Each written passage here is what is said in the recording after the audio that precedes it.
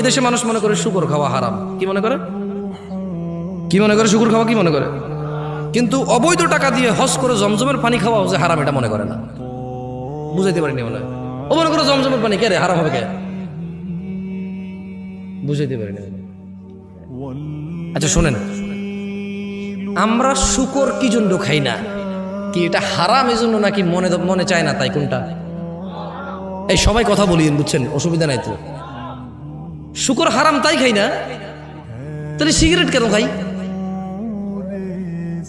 হালাল কি কোন? তাহলে শুকর খান না? কোন কইলেন যে হারাম, শুকর খান না তাই? আমি আপনারা একবার একরকম কথা বলেন, এই জন্য আসলে মজা নাই আপনাদের কথা বললাম। শুকর কেন খাই না? তাহলে মদ কেন খাই? মদ খাওয়া ছেলেটা কিন্তু শুকর খায় না কেন? নাম নিলে তো 40 দিন ওষুধ থাকে না।